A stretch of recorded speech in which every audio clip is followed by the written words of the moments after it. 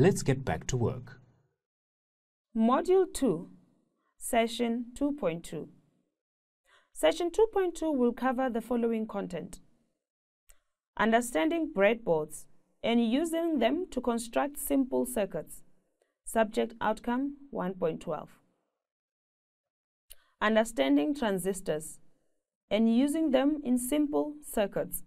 Subject outcome 1.6. Many electronics projects require the use of something called a breadboard. A good understanding of how to use the breadboard is essential to ensure success when designing and testing electronics projects.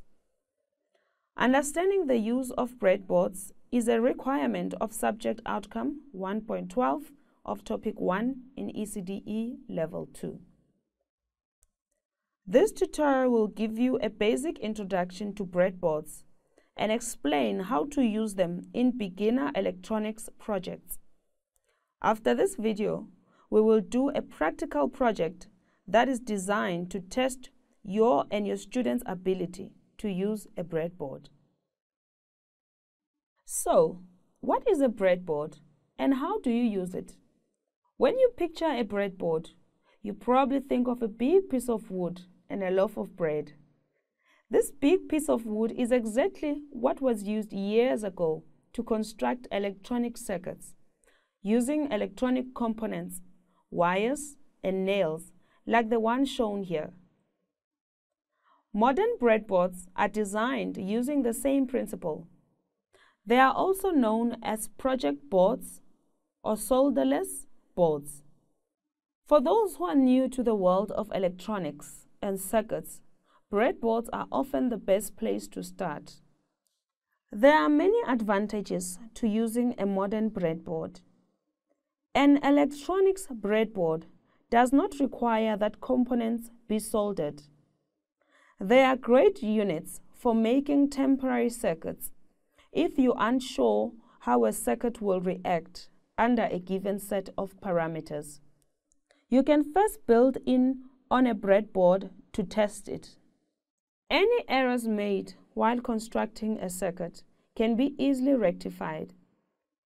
The real beauty of breadboards is that they can be used for both the simplest circuit as well as the most complex of circuits. These boards are easy to use once you become familiar with how they work. This is an example of a modern breadboard with components connected on it. Let's now watch a video on how breadboards are constructed and how they work. Today we wish to look at something called a breadboard. And in this video, I'd like to give you a little demonstration on how it works. As you can see, in front of me, I have a variety of breadboards. However, all of them work exactly in the same way, which I will demonstrate to you in a moment. Let's just start with what is a breadboard.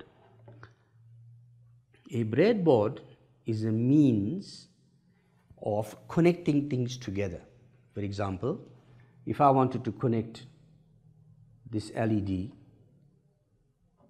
which is a light emitting diode, which is part of the component subject outcome, and I wanted to connect it to a resistor, which is another component, then there must be a way of me being able to do that. I could take it and I could twist it together, which is not professional. Therefore, we use a breadboard. Now, we need to find out how does this thing work. A breadboard, essentially, underneath each of these, they're all exactly the same. This is actually part of the board here. It's just removed, okay? Underneath the breadboard, as you can see here, this is how each of the tracks are connected.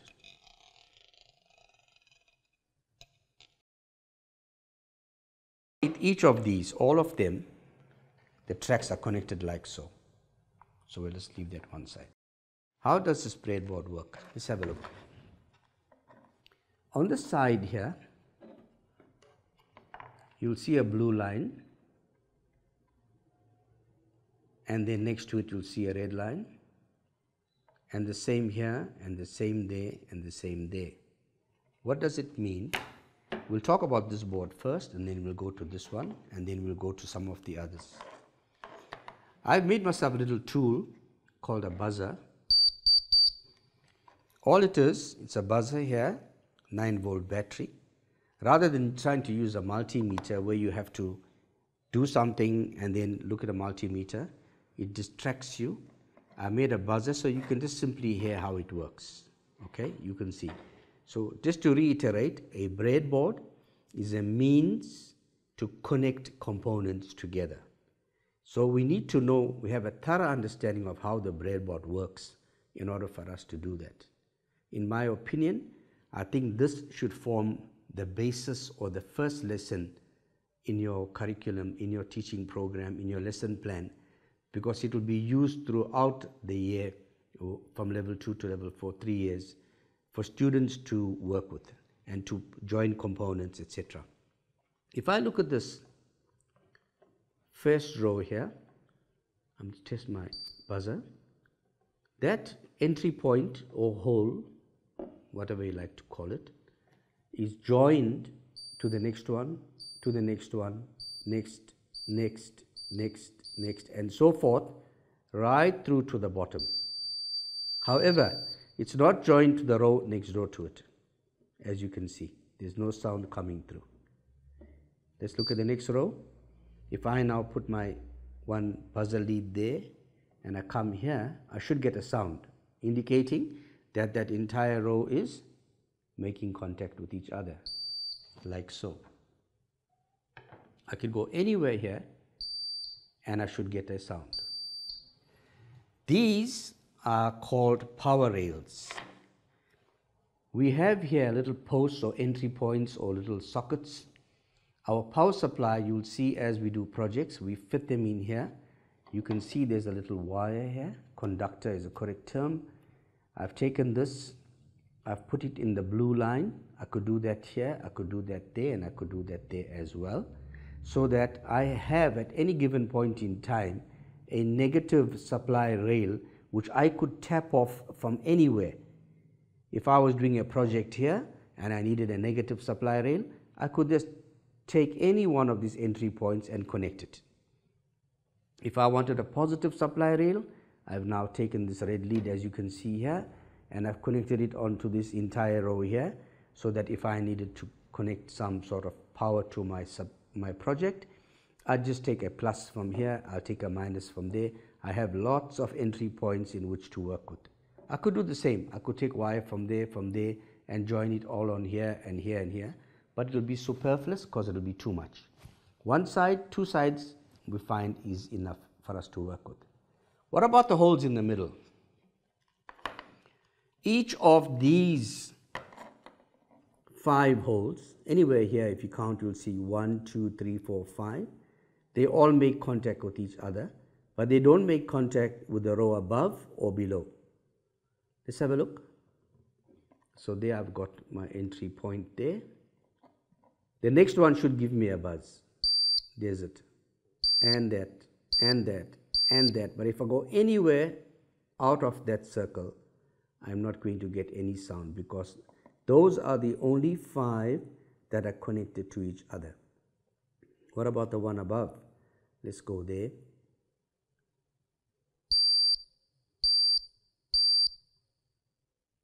I think you get the point. So let's go here.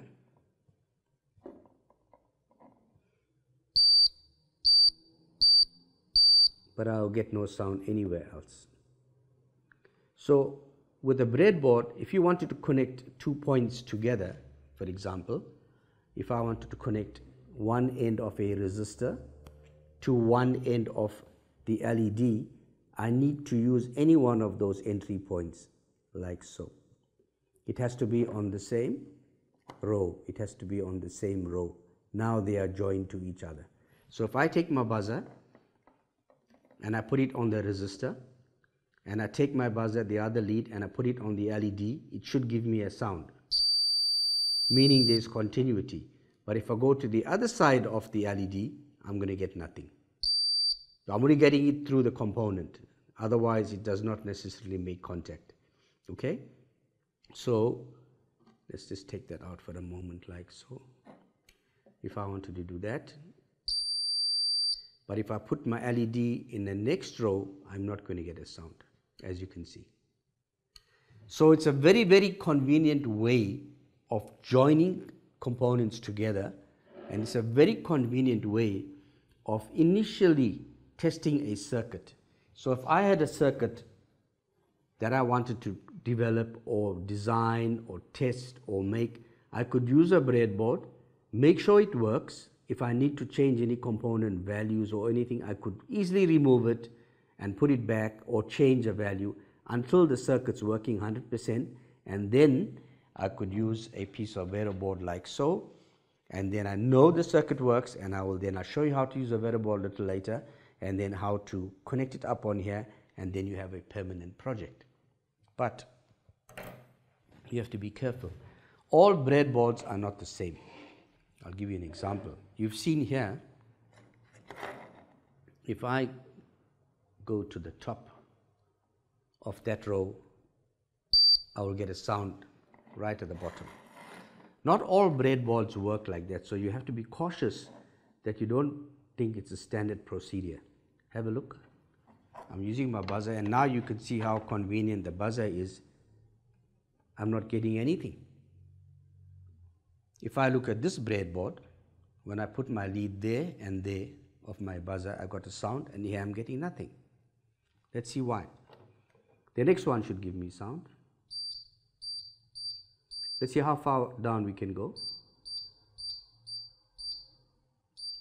So all of these entry points can be used as a common entry point for your negative supply rail. And now I get nothing. So it's just 1, 2, 3, 4, 5 banks, if I can call it that are joined together like that, and these 5 at the bottom are joined together, but these 5 are not joined to those 5. So when you are using a breadboard, the initial thing that you have to be considerate of is the fact that this line here is not the same as that line there, means you have to check it. You have to make sure that you're getting continuity right through. Otherwise, when you do a project here, you probably decide to take an earth point or a power supply point from here, and your project's not going to work, and then you're going to start troubling, fault finding, etc., and then you're going to find that you have actually missed the boat because of this situation here. How can we rectify that? We can just put in a link there